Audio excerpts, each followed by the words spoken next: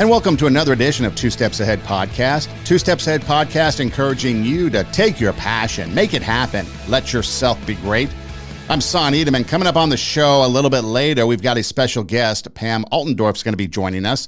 She is running for the House of Representatives for the state of Minnesota, trying to get her way to St. Paul to affect change in her community. And you might be asking, why somebody like Pam on the show?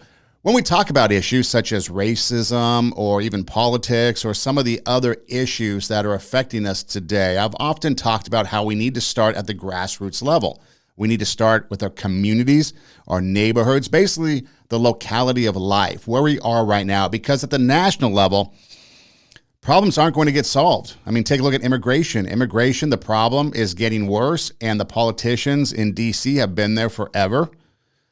Pick any politician, a Nancy Pelosi, a Mitch McConnell, a Chuck Schumer, it doesn't matter, Jerry Nadler, they're all there for years, and the problem still exists. And so if we're going to affect change, it has to start at the local level. So we're going to talk to her and find out why she decided to get into politics and what she's doing to affect change in her community. And hopefully, like when we talk about the show, it's an inspiration, a motivation for you to raise the standard, bring out your inner greatness, and maybe take action yourself to see how you might be able to affect change. So that's coming up a little bit later. But before we get to that, a couple things I wanted to discuss. First off, if you were with us last time, it was episode 129.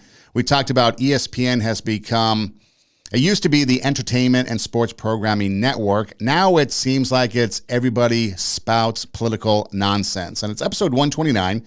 You can go to our website, radiowarp.com. That's radiowarp.com to watch it, or you can go to the SoundCloud account that's listed there, and you can download it, or you can listen to the audio portion, or anywhere you listen to podcasts, for example, Spotify, Pandora, Apple Podcasts, and you can just engine search it, whether it's Yahoo, Bing, Google, or GoDuckGo, or wherever it's at. Just type in TWO, Two Steps Ahead Podcast, and we pop up. But anyways, you can listen to what we talked about. And one of the things was the fact that politics has entered the world of sports. And when I'm watching something, say sports, for example, I don't want to be inundated with political commentary.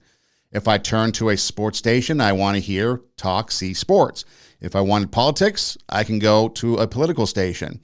Now, granted, people have the right to their opinions and express those opinions, but me, if you're talking politics on a sports station, chances are I'm turning you off. And that was the whole point of episode 129. So after getting done with episode 129, I sit down and I'm perusing the channels, and I come across ESPNU, okay? And they're having a 30 for 30 documentary. So 30 for 30 is basically sports documentaries on various things that have gone on. And this particular sports documentary for 30 for 30 was on Bobby Knight. Remember him? The volatile coach at Indiana University, basketball coach, and how eventually he lost his job because he choked a player. And it talked about his whole ordeal there.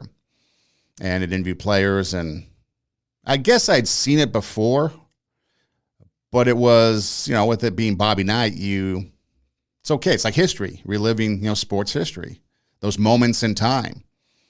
And sure enough, I joined the program after it started, so it's mid-segment watching it, and then all of a sudden it goes to commercial break, and the very first commercial that came on wasn't even a commercial. It was more like a public service announcement that basically was promoting the benefits of childhood transgender. Your child is transgender. That's okay. Embrace it. Promote it. Love it. So what did I do? Click, turn the channel. I don't need to see that. Don't need to watch that. Wasn't there for that. And the interesting thing was I just got done talking about that whole thing when sure enough it happened. And I seldom watch ESPNU. I can't remember the last time I turned on ESPNU. Maybe a ball game if there was one on. I don't know. I can't even remember. And so the first time I do in a long time, the very first commercial I get is a political ideology pushing me to accept whatever it is that they were wanting me to. And I still don't know what the gist of it was. It was just my child's transgendered at the age of 6, and I embrace it, and you should too. And that was pretty much it. And it was kind of odd. But anyways, so just sharing an example, a real life story, after I just got done talking about it, how again ESPN becomes woke and talks about stuff that I'm not interested in when I'm turning on and watching Bobby Knight, especially something that happened years ago before all this wokeness broke out. So that was that. Then the other thing that developed since our last conversation was LeBron James. If you remember, we talked about LeBron James making some comments about an NBA executive who tweeted out support for pro-democracy in Hong Kong, and the Chinese didn't like that, so they took the NBA off their TV in China, and the NBA lost millions of dollars, and LeBron James cried about it and said that dude should have never done that, and he should educate himself, and on and on and on. So two things. One, LeBron James talks about Brittany Griner, the NBA person or player that's in a Russian prison after admitting guilty to bringing cannabis into Russia. And he said that if he was Brittany Griner, he would question whether or not he wants to come back to the U.S. because they never supported her. Well, first off, she admitted guilt, and so she must serve the time. And second of all, from what I understand, both the president and vice president reached out to her wife. So I'm really not sure how LeBron James is educating himself on some of these things because he's misquoting things.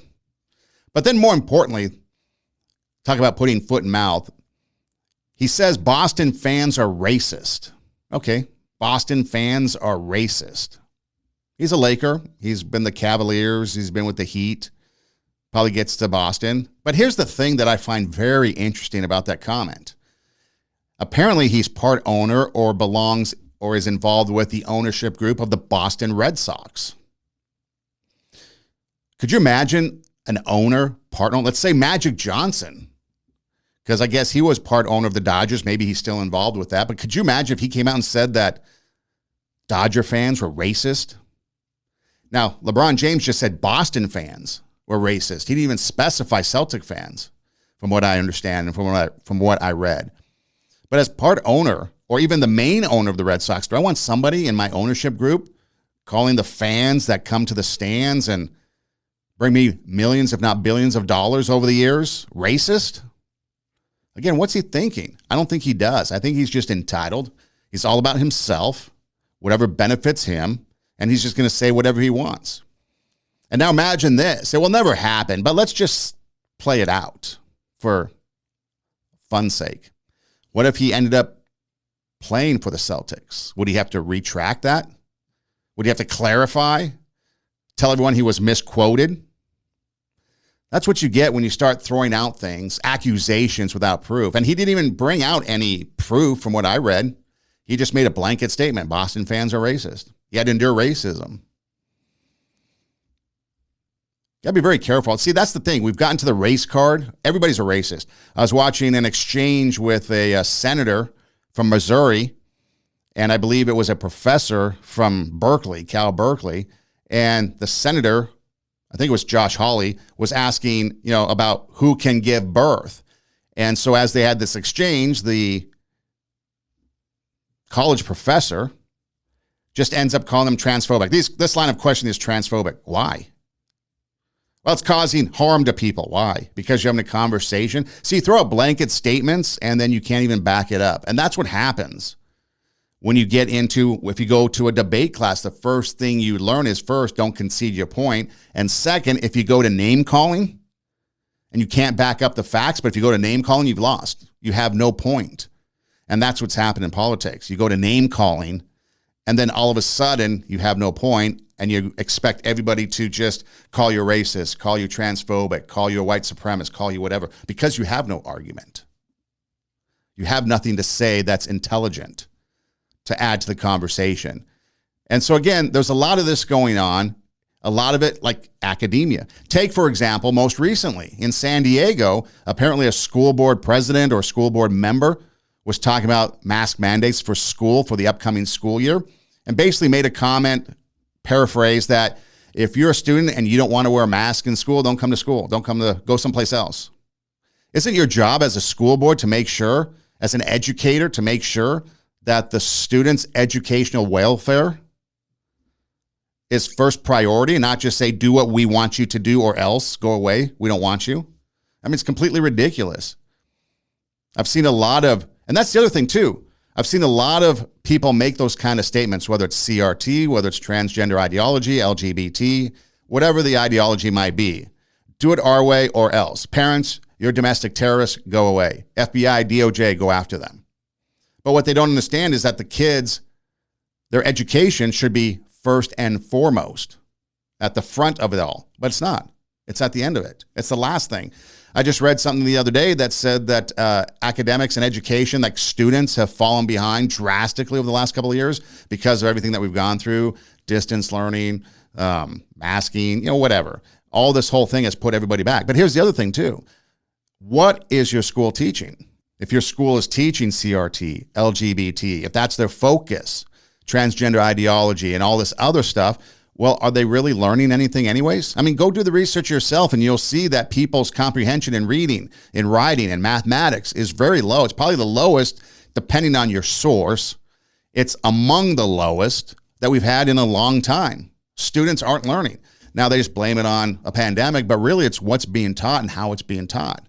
Now, fortunately, this past year, I was able to see where schools and teachers were able to balance the education with the safety aspects, putting students first, making sure that they're dealing with the different dynamics. So if a student had a behavior issue, they had an understanding that perhaps this is the first time in a couple of years they've been in the classroom. Maybe they're behind, so we need to spend some extra time. See, I saw it work in a way that proves that it can work. You can have the student come first, their academics, their behavioral needs, their personal needs, the whole thing, done in a practical manner that takes into consideration all the things that are going on. It's well thought out, well planned out. So I know it can happen. I've seen it happen. I've experienced it happen, but yet in other places, they don't care. So when you have these leaders just making blatant blanket statements with disregard of the kid, why have them around? Just pull your kid out. They're not learning anything anyways. Homeschool them. I'm sure there's a lot of retired people that wouldn't mind filling up some time teaching the younger generation.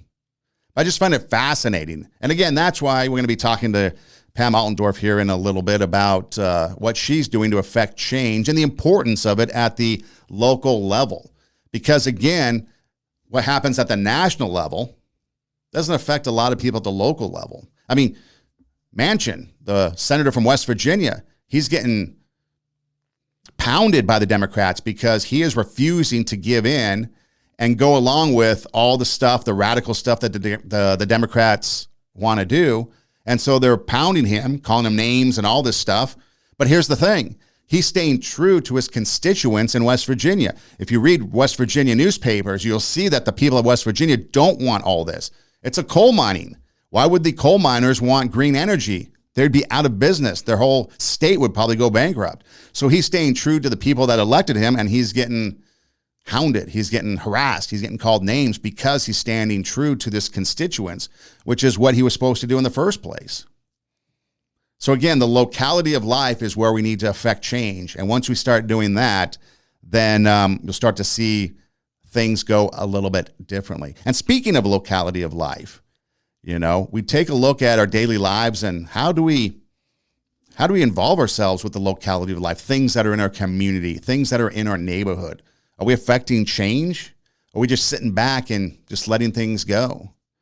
There were times when us kids growing up, we'd grab our bikes and we were told be home when the streetlights come on and stay out of trouble. We drank from a hose, from the neighbor's hose, from the stranger down the street's hose, whatever. It didn't matter. That was life. But now we're inside on our phones, on our devices, on our computers. Our social world is online, and we discuss the hazards of that. We start to see communities crumble, fall apart. We see crime on the rise. Now we have to be careful with things like that because it's dangerous to be out there. But again, what are we doing just to help our neighbors, help our friends across the street, get to know the community? Are we doing neighborhood watches to make sure that our communities are safe? What are we doing to affect change in our local communities? Maybe it's something to think about. Maybe it's something to consider. The upcoming school year. What can we do to help those kids that are struggling a little bit more? Maybe they're walking to school in the extreme cold or the extreme heat. Climate change is everywhere. Maybe it's raining and when they're walking to school. Maybe we find out where they live and they're on the way. Maybe we can help out. I don't know. You have to decide for yourself what it is and how you're going to help. But it's something that we need to consider and something that we need to think about, because otherwise, what's the point? If we're not going to help our neighbors, if we're not going to help our friends, if we're not going to be there, it's not like we have to be buddy-buddy, best friends, BFFs, but it's just being neighborly. It's having compassion on the neighborhood. Remember those gangster movies? They all talked about the neighborhood, growing up in the neighborhood. It was all about the neighborhood, the community, the family. And then when they got into gangster life, it was about the family. Now, the wrong type of family, but it was still that commitment to the people around them. And that's what it is, people committing to the locality of life, the people around you, to make it better, make it safe, make it clean, make it okay. Check in on one another. Oftentimes we wait for a tragedy. Maybe it's an earthquake, a tornado, maybe a hurricane or some other natural disaster or something tragic happens. Then we come together. We find out about someone, a loved one passing, and then we bring them, a hot dish or something. But we have to, in our daily lives, do the little bit, the baby steps to affect that positive change in our community.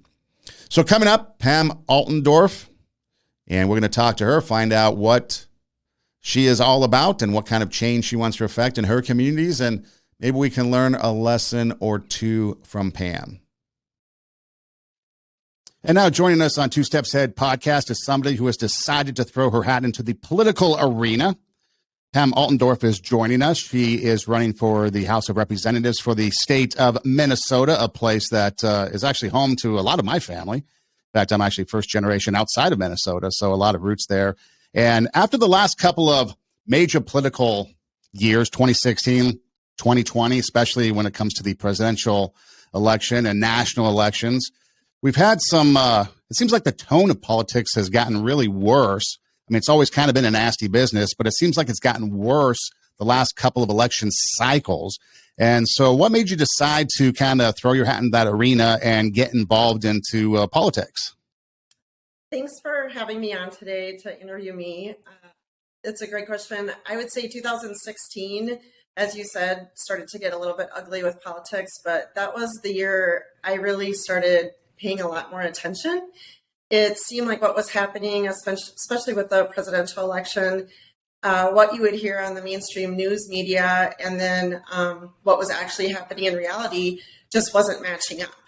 So, for example, for my business, I have a large sales business that spreads across the United States. And in the fall of 2016, I had been to something like 12 different states. So when I saw everywhere that Hillary was supposed to win by, what the polls were saying, 97% or something like that, I truthfully was not seeing a Hillary Clinton sign anywhere across America that I was traveling. So I started to become very skeptical of the news. And a good friend of mine who, she was a journalist out of Chicago that I respect very much. I said, what are we supposed to do? I feel like we're not getting the correct news. And she really steered me to start listening to independent journalists. And that's what I did. I would say in 2016, started to deep dive and do my own research, follow many different news media, but just to break away from that regular mainstream news is important. I think that's important for everyone to do at some point. Yeah, the other thing that I do is I don't go to the generic internet search engines and their news. I actually go to like a news source. So, for example, not to be partisan on anything, but if I wanted to check out a news story, I'd actually go to Fox News. I'd go to CNN. I'd go to all the specific sites themselves. So that way I can find out firsthand from those sources. And then from there, like you said, you go to more of an independent journalist perspective, and then you can really kind of weed out what's going on. At least that's how I like to do it, and get like the truth, so that when I'm talking, not only can I see the perspective of people that just normally take in whatever the headlines are, but then I can also get more of an understanding of what's going on from different perspectives. And I think that's kind of wise for people to do, is take a look at the news outside of the mainstream, and you might get a little bit more in-depth and knowledgeable as to the topics that are going on. As far as the news goes, so you're running, it's grassroots. I believe that the country today really needs a lot of grassroots from the ground up. Not going to be able to solve the problems from the top down because the top is just too far gone into their politics, the theology of politics. I don't think they're going to change anything. So it has to come from the bottom up, the communities, the neighborhoods, the small towns, and then build up from there. How has your experience been with like local media and things of that nature when you've been dealing at the grassroots, smaller level of politics? I couldn't agree with you more as far as we have to make a change in our state, in our country, but it starts locally. And that's why I started getting involved. It was about January of 2021. Small group of us locally, we started to meet weekly and started a grassroots group. And it really was just a group to connect with each other. And from there, we were really about education. So we would have speakers come in and talk about a lot of different subjects from, how do you write a legislator? How do you effectively do that? To green energy and, what is the truth behind green energy? So we started this group, and what that did was really empowered people to feel like they had more education that then they could go out and make a difference. But going back to the media locally, we see this here in the newspapers as well. I don't know if they're always doing a great job of reporting the stories so that it's easy to understand. So, for example, in my race right now, there's 2 Republicans running for the House race, and this is a primary election. That's very, very uncommon for my district. And when I'm out door knocking, I would say, and I'm door knocking Republicans, I would say 50% of the Republicans don't even understand that there's 2 Republicans still running for the same race. When you look at the issues, we have the national politics, and the reports are you've got the economy, gas prices are high. We've got inflation. We've got things on the shelves not being there when we have to go get groceries. You have inflation on everybody's minds. And so when you take a look at kind of the things that are important on a national level to voters, do you find that the same as you're going door to door, talking to people, the issues? I mean, because a lot of times what I guess is important to some people, I know we've had Roe v. Wade overturned by the Supreme Court. We have LGBT things going on, and a lot of people would like to tell us that those need to be first and foremost on the voting ballot. But yet when it comes to just the average family, the average person, we're looking more economy. We're looking at, like you said, with schools. I mean, parents are really taking charge. You've got to fight the school board, not only the teachers. And so school choice seems to be a topic that a lot of just average families are wanting to know more about. What are some of the issues that you are finding when you're out there talking to people? Yeah, you're right. Obviously, right now, this is across the board. The economy, the inflation, the gas prices, the high grocery prices. Those are the talking points. But I will admit those are also the very easy talking points and a little bit of a cop out when you have other people that are running for political office and they're only talking about those points. In the last 2 years in our country, we have more than ever seen our constitutional rights really be threatened. We closed down businesses, and for the first time, business owners, small business owners especially, were told, you don't have the right to work. We closed down churches, and we were told that you don't have the right to worship. We have gone through mask mandates and vaccines pushing this.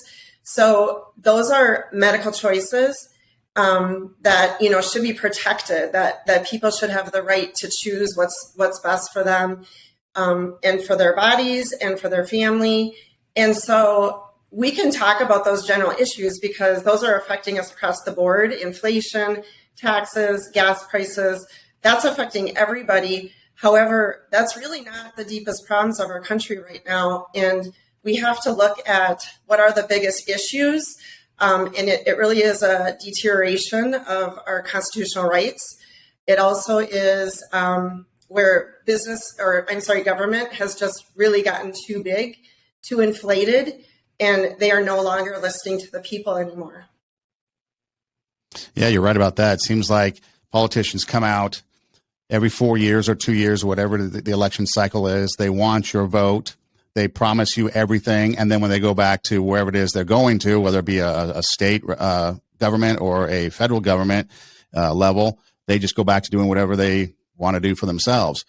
So what are you going to do? What are some of your passions when it comes to wanting to see change? And so you're out there, you're running, people are asking you, what are you about? What are some of those issues that you stand strong that you would like to really tackle when you get to St. Paul?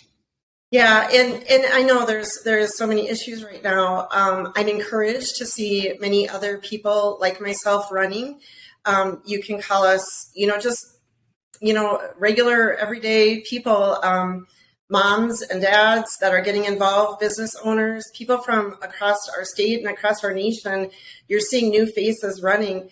One of the biggest problems really is our government structure right now. It's the political elites, let's call them, that are on the inside, and they are possibly being controlled by PACs, by lobbyists, and they're not representing the people anymore. Our government was founded that we should have servant leaders go and serve in government and then leave, not to stay there for long term, not to become lifelong politicians, and certainly not to profit off of the office. And so I am running as a servant leader to go to St. Paul, to bring accountability, to bring transparency back to our state government. And right now, more than ever, we need to have voters really being educated and not being manipulated, not letting emotions run them, and really being educated on the candidates so that they're aware of candidates that are running for the right reasons and candidates that are possibly falling into that trap of becoming part of that political establishment, which is the root cause of the problems in our state and our country. So when you take a look at Minnesota, because you have the coast, you have the left coast in California, Washington, Oregon, then you have, DC, and New England. And so you get a majority of the population on the coast trying to dictate to the rest of the country. But what they don't understand is you've got rural America, you've got farming America, you've got, all these different industries, agriculture, things that don't really go or fit into the city life of New York, LA, Chicago. So for Minnesota specifically in your district, District 20, which is like the Red Wing area, right? Yep, correct. What are some of the things that you guys need to do at the state level to help those people that are kind of struggling in those industries? Right. So my tagline, or what I've been putting on all my literature, and pretty much every answer comes back to less government, more freedom. It's the idea and the concept that government has gotten too big, and they're overregulating us, they're overtaxing us, and the burdens are too much for the average, citizen or small business to handle. So, for example, earlier, a couple of months back, I went on a tour of an ethanol plant, and in the state of Minnesota, this plant has been waiting 5 years to get just a single thing that they needed to have approved by the government, an application, and they're waiting on that. And it's for just a simple thing for them to improve their facilities. Now, what's happening in Minnesota is we are one of the 5 top highest states. So we are a very blue Democratic state, or at least we have been. We are trending to become more Republican in the last few years. But Minnesota, just like every other blue state, I try to encourage people to look at facts.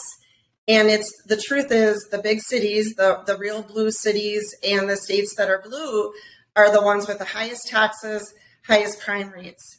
And so going back to just my tagline is less government, more freedom. We have to control government.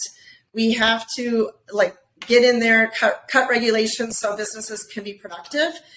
In Minnesota, we have to reevaluate the tax system. We are one of only 13 states that are still taxing the Social Security tax or Social Security for seniors. That needs to be eliminated.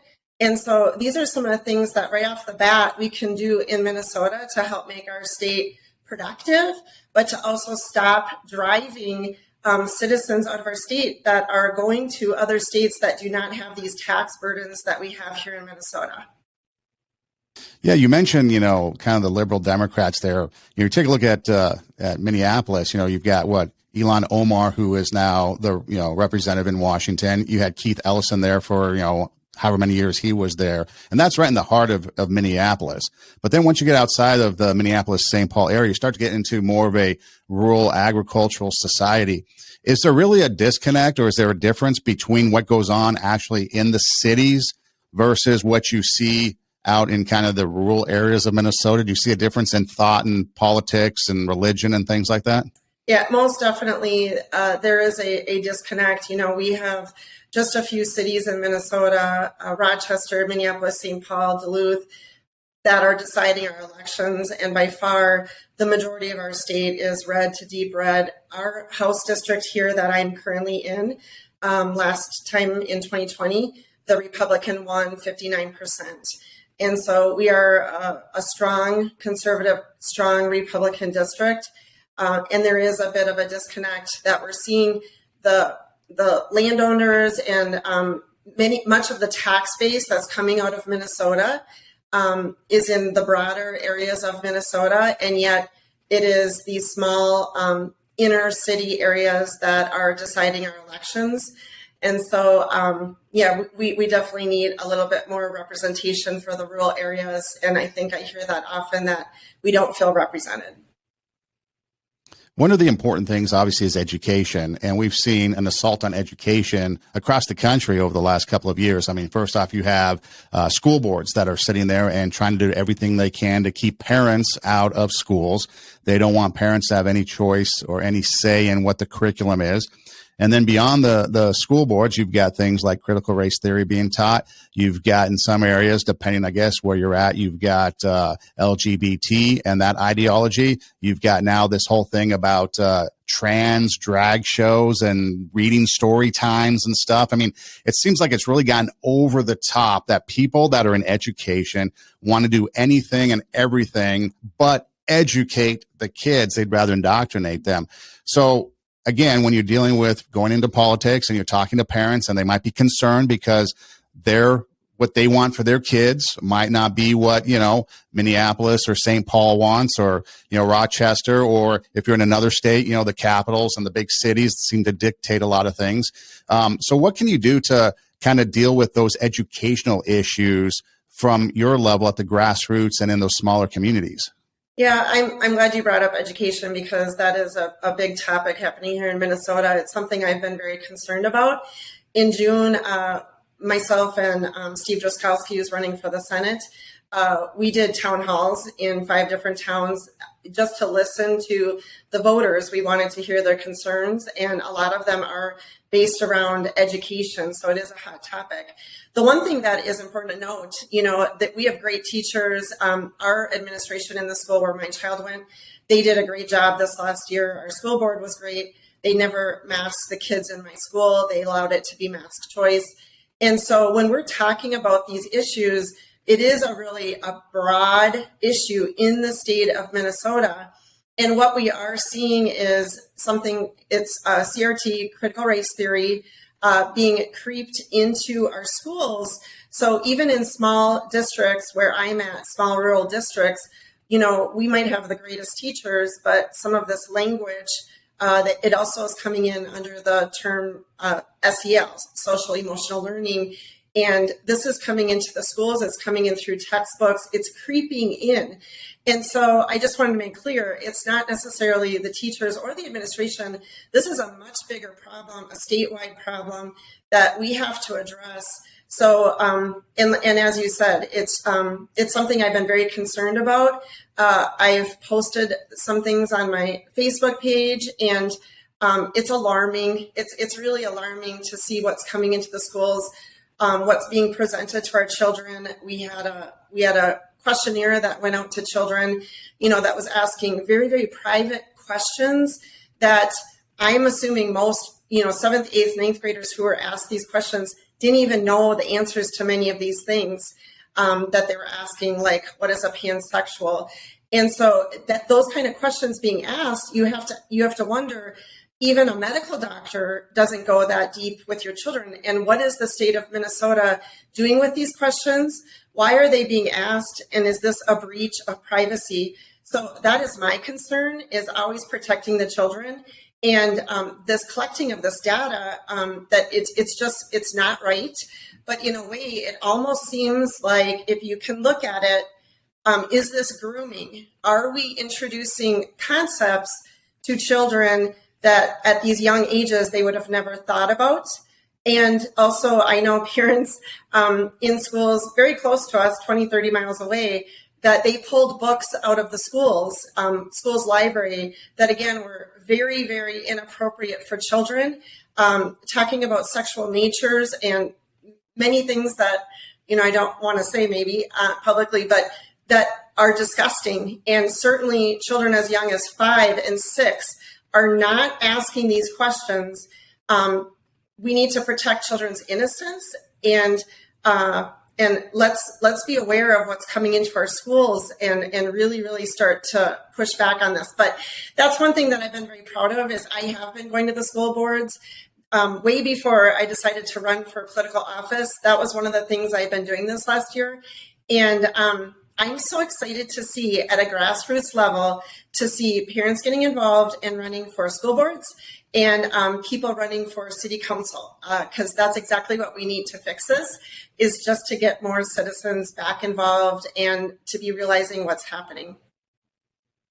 Yeah, because as that stuff trickles down from the top, like you said, through curriculum, through textbooks, through whatever source it's trickling down from, if you guys are kind of that barrier or that dam there, you can push back on that and kind of protect the kids from having to experience that. I mean, how many times have we seen somebody, a parent, go check out a book from apparently the school's library, read it at a school board meeting, and then gets cut off because the content is, salacious, it's sexual, it's, inappropriate, even in an adult setting. And yet this is the stuff that's sitting in the library. So again, I can see where the importance of getting people in the right positions, even at the lower levels, like the city councils, the local school boards, because then you have a buffer when this stuff trickles down that you guys can really push back and fight against. Right. I'm very excited to see the local involvement. I'm very excited to see, at a school board meeting, nobody used to come to school board meetings. And, now it seems like there were parents present at almost every school board meeting. And so this is a good thing. And hopefully the teachers, the school administration, everybody sees this as a positive thing, is that we are working together collaboratively to make the best decisions for the children. But there certainly has been a very concerning push of this indoctrination. You can call it sexual exploitation, that has been coming into the schools at a very, very young age. At 5, 6 years old, that's very concerning. And I would just say this is a problem with privacy, and then it's not the school's place. Some of these social issues need to be left up to the parents. Another big hot button issue is the Second Amendment. And you've got, again, all different people weighing in on it. You've got, again, one of those situations where one size does not fit all as far as answers. You've got, the cities versus rural areas. And so when it comes to the Second Amendment, guns rights, how has that affected you guys in your area when it comes to the Second Amendment and what people want in your community when you talk with them? Yeah, this is something that everyone, that I'm talking about, the conservatives, the Republicans, they're concerned about what happened at the national level. They don't want, or we just have to stay very strong on this issue. Let's put it that way. When Minnesota, this district elects me, I am very strong supporting the Second Amendment. I have been from the beginning. And one of I think it was the Goodhue County convention, I did a 5-minute speech, and it was facts over fear. And I really look at everything analytically. And as a society, we have to acknowledge that the media is controlling and, manipulating our emotions. The media, I'll repeat that, the media is controlling and manipulating our emotions. And we have to step back and we have to look at closely. So when something as this huge tragedy happened in recently at that school, we're seeing 24/7 hour, news cycle with them, reporting on, and somehow the gun is the problem. The gun is the problem. So it is emotionally manipulating people to think that guns are the problem. Okay. So now if we could take a step back, what I always say is facts over fear is everywhere there's the strongest, strictest gun laws. So you don't have to look very far, but like in Chicago, we have records amount of gun crime, murders by gun. And so you cannot say that by doing stricter gun legislation, it is going to stop the gun crime. People know this, but again, we're being so controlled and manipulated by the media, we forget. Where there's more guns, there's less crime. Because, for example, a shooter maybe oftentimes either is having problems with mental health issues, is possibly on drugs. And when they're going to do something like this, they're actually looking for a soft target like a school where there's no guns to stop them. Now, in contrast, if we knew that there was some sort of armed guard or something in the schools, I would believe these school shootings would go down to almost zero. And so we can't continue to leave our children be targets like that. And I think pretty easily we could put funding or dollars towards making sure that these gun crimes or these type of situations that have happened in the past could drastically be reduced with some common sense. Yeah, I take a look at teachers and, they go to school, they come out of high school and they decide, I want to be a teacher. So you go to college to become a teacher and you learn all the things it takes to be a teacher. But then you're put in a classroom and now all of a sudden you have to make the decision. Okay, I have to put my life on the line. And I don't know how to do that because I was taught how to teach, not how to be security, not how to save lives. And so it's a completely different thing. And so we're asking a lot more of a teacher these days in the world we live in without properly preparing them. We wouldn't send them into the classroom without the degree, without maybe their state licensing. There's a lot of requirements that goes into it. So why not add to that and provide a safe education experience for the students so that they know when they're at school, they're going to be safe. And I think that's one of the things that a lot of people just are disconnected with. They'd rather promote an ideology in curriculum rather than just keep the kids safe at school. Right. Yeah. And I would never ask a teacher, I would never want a teacher to feel like they were burdened, to do this to protect the children.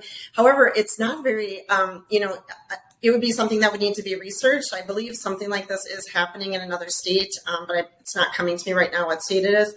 However, it wouldn't take much. It could be a janitor. It could be, the football coach that is also the science teacher. It could be someone that was ex-military, and it would be someone that obviously would have to have that background check, would have to go through classes and make sure that they were capable for the situation. But again, it just goes back to if someone who's in this state of mind, in this terrible state of mind that they are wanting to go do harm to people, if they were aware that even one or two people in that school were armed, I would suggest that these type of instances would greatly decrease or almost stop. And then one final topic to touch on. We had Roe v. Wade in the Supreme Court, not really overturned, but just said that it goes back to the states. Okay, so we're not going to have this nationalized debate on abortion right now. It goes back to the states. Each state can choose what they want to do. And so now we've got this big fight going on state by state as to what we're going to do. One of the things that's hard to do is have conversations about this because people, they're hypocritical in their conversations. For example, someone who is pro-choice might say, my body, my choice, but yet turn around and mandate that we stick a needle in our arms and get a vaccine if we don't want it, and then call us all kinds of names. Two, you've got money behind this business that a lot of people are making a lot of money, so you can't have an honest conversation about it. Three, most importantly, it seems like the whether it's the woman because she just isn't ready, or it's a young child because maybe there was an assault, whatever the case may be, it seems like that person and the baby are the last two that are considered when it comes to this conversation. It seems like everything else is prioritized in the conversation as opposed to the woman and the baby and what they need and what they are going through.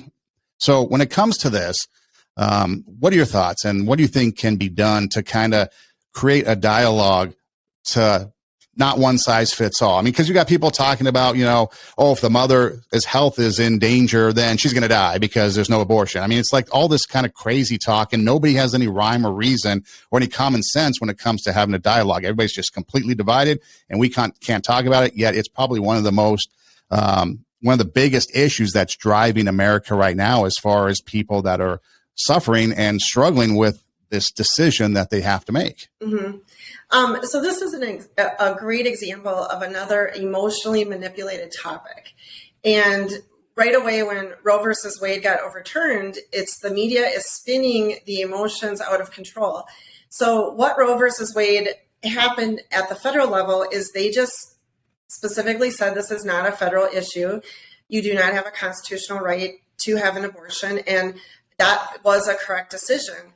This needs to go back to the states. Our federal government was never meant to do the things that we're asking it to do. And again, it goes back to it being too inflated, and that we need to get reins on that. But back to Roe versus Wade. So in a state like Minnesota, nothing has changed here. And yet the media has somehow tried to whip up the public in this frenzy to make us think that there's going to be women in the back alleys dying because they're going to have abortions in back alleys. So it is truthfully, it's not true. And we have to stop this reacting emotionally by the state's decisions. If a state, say like California, decides to have abortions legal and a state, down the road, Texas doesn't, then you can make that decision to live in California or to live in Texas. And so this whipping up everyone into a frenzy, it's not healthy. It divides people. It's untruthful. And I think as a nation, we have to really be aware. And I keep on saying, protect our emotions, because we should not be driven by these emotions. We should be looking for the facts of these situations. Pam Altendorf is my guest. And as we wrap things up, anything else you'd like to share as you go into this election that's coming up? It's the vote's coming up, and people are going to decide where they want District 20 to go, what direction they're heading in. Anything else you'd like to share? I guess, the big reason I ran, I put everyone says throw your hat in the ring. I was frustrated with how things have been going the last 2 years. And I really felt like, to run for political office, you have to check these boxes. With my professional experience of being in sales, I knew I could public speak. I knew I had these resources to be able to run. And I really felt like if I could check those boxes, that I wanted to step up to do something to help the situation, to be that grassroots candidate, to be someone that's coming from the outside, that's not coming in with these political connections. And so what I would say to anyone that's listening right now is we have watched in the last 2 years, we've been losing our freedoms. Our government is way too big. Our government is way too inflated. And you see over and over, the media is driving us by fear. So what I would suggest to the public is, first of all, protect your emotions, really research facts, really research candidates. We're in this place for a reason, and it's maybe because we've gotten a little lazy, and it's definitely because too many big interest groups, big pharma, political elites are trying to control our government, our political atmosphere. And the only way we're going to bring real change is if we do elect people like myself, who's coming from the outside and who's trying to take this bottom-up approach that's really representing the people and not representing this establishment that seems like they have so much power and so much control. But I am very, very hopeful. I am seeing other candidates just like myself stepping up and really wanting to make a difference. And so to the public, protect your emotions, stop allowing the mainstream media to control you by fear, and just really be a part of the change. Get involved locally. Go to local meetings, get involved in city council, school board, and just attending meetings. It is not a time to be sitting on the sidelines anymore.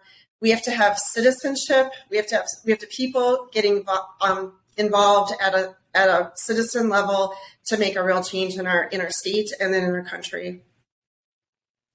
Pam, where can people find you? Is there a website, social media, any place where if they want to find out more information or maybe donate or whatever the case may be, they can find more about you? Yeah, thanks. It's PamAltendorf.com. It's ALTENDORF.com. Altendorf for House is my Facebook page, and I have a Rumble channel, so you can look for me there. But yeah, we are really looking for donations right now. We're running in the Republican primary, and the swamp has gotten involved in my race, and many flyers are coming out from lobbyist groups trying to defeat me. So, which I find a little bit interesting and humorous that they are getting involved in a primary election and in an area that where Republicans are winning by almost 10%. And I would ask all the citizens to ask why, why are lobbyist groups getting involved and supporting my opponent? And I think when you start to look deep and research, you'll find those answers. And I would appreciate your support. Pam Altendorf running for the Minnesota House of Representatives, District 20, the Red Wing, Minnesota area. Check out our website. And Pam, thanks so much for joining us, and we look forward to see how this all plays out, and we wish you all the best. Thank you for having me on today. I appreciate it. Special thanks to Pam Altendorf for joining us here on the show. If you want to find out more, you can check out her website and see what she's all about, and probably reach out to her if you need some advice on maybe if you want to run for local office, how you can maybe get the ball rolling. And again, it's about community. It's about that locality of life. It's about being there to make sure that your kids, your grandkids, the neighborhood is a place that is safe and secure. You know, one of the interesting things is that, you know, we've become such a migratory society. I think gone are the days when someone moves in and stays someplace for 30, 40 years. It's starting to become more nomadic. You know, we bounce around from job to job.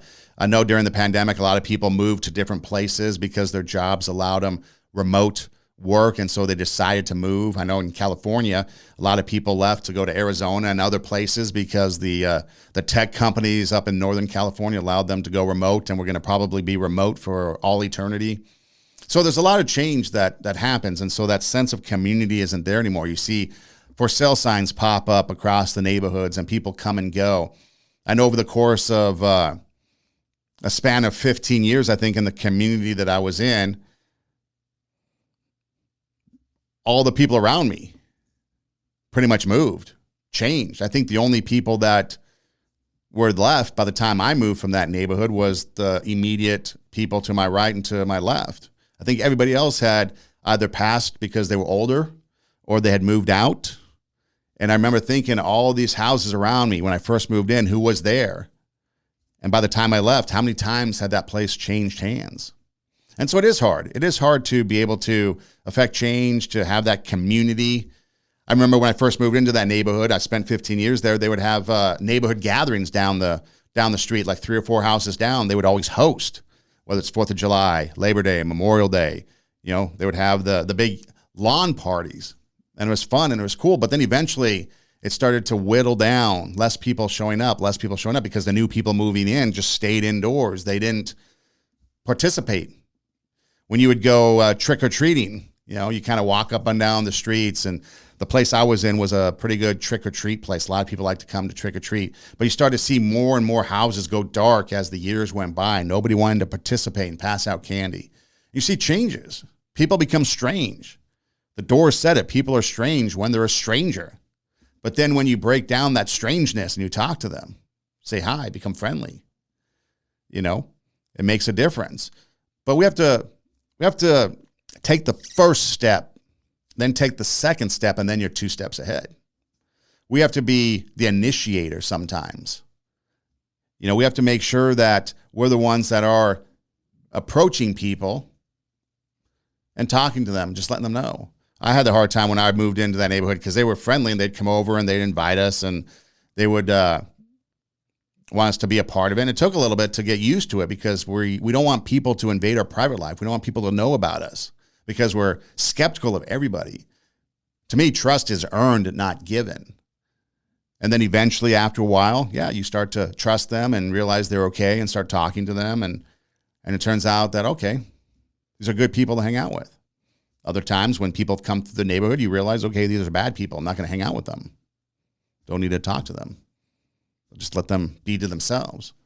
But whatever it is, we need to make sure that, like I said, we raise the standard in us. We bring out our inner greatness. We affect change.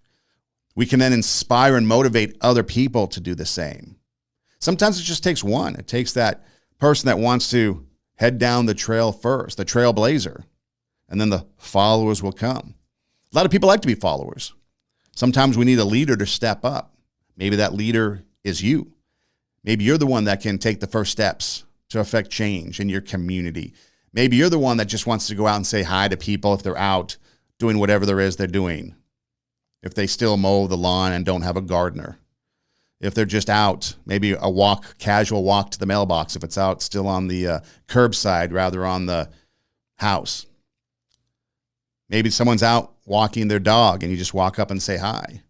Because again, when we start to develop these communities, especially today when there's such a blend of cultures, such a blend of heritages, such a blend of people speaking all different kinds of languages, we tend to stay away from that. But imagine the richness that we can learn from each other when we are there, talking to each other, finding out more about each other. It's something that we should consider. It's something that we can think about. Because again, what's that one thing you're going to learn that one day? And maybe that's something I should revisit sometime. We talked about it, learning one thing, one new thing a day. And then over the course of a year, you've learned 365 new things that you didn't know about. Saying hi to that one person that you've never said hi to before. And then a year later, you've said hi to 365 new people. And then from that, how many stay connected? Maybe none, maybe one, maybe two. But it only takes that first time. How many random acts of kindness, one a day, as simple as holding the door for somebody, to something maybe a little bit more complex and involved. But you do one a day. At the end of the year, you've affected 365 people with random acts of kindness. It's just a little bit. It doesn't take a lot. It just takes a little bit each and every day. And then over the course of time, it starts to accumulate and add up. And then when you look back, you start to see, wow, I did make a difference. Maybe at the time you don't think you are. But after it's all said and done, time passes, look at the amount of change you've affected, the amount of kindness you've shown, the good deeds that you've done, the help that you've been, the influence that you've been. And now people are starting to talk about you in a positive way. And then maybe they want to go out and do the same thing. And maybe you share why you do it. And then they learn. And it goes from there. It's up to you. But you got to take the first step. And then the second step. And then you are 2 steps ahead. I am Son Edom, and this is 2 Steps Ahead podcast, encouraging you to take your passion, make it happen, let yourself be great. You can find us on radiowarp.com, our website, radio, W-A-R-P, radiowarp.com. You can go there and you can watch the show, the video aspect of the show. We also have our SoundCloud there where you can listen to the audio portion of the show. You can actually go to our SoundCloud page and download the episode and take it with you on the go. You can subscribe and never miss an episode, get notified when new shows go up. You can go to our Instagram page at TWO, 2 Steps Ahead Podcast, and we post stuff there about the show. You can go to the link in the bio. It's a Linktree link, and it brings up some options like our YouTube and SoundCloud page, our merchandise shop, and Radio Warp. The link is there as well. If you go to radiowarp.com and you click the Listen Live button, you can listen to some live music, new music, pop music, some 80s music. Other podcasts are played there too, 24/7. So maybe something to check out if you're sitting at a cubicle and you want to try something new. Maybe you're tired of the same old playlist. You want to try something new? Why don't you go to radiowarp.com, or you can download the app, Radio Warp app, download it. You can take it with you on your phone, both Android and iPhone. My personal page for Instagram is Edom Rocks, EIDEM-ROCKS, Edom Rocks. And again, same thing in the Linktree bio. Edom Rocks has a little bit more of my personal life, pictures of me and stuff like that, if that interests you and you want to know more about me. And then you can listen to the show anywhere you listen to podcasts, on Pandora, Spotify, Apple Podcasts, iHeartMedia Podcasts, Google Podcasts, wherever.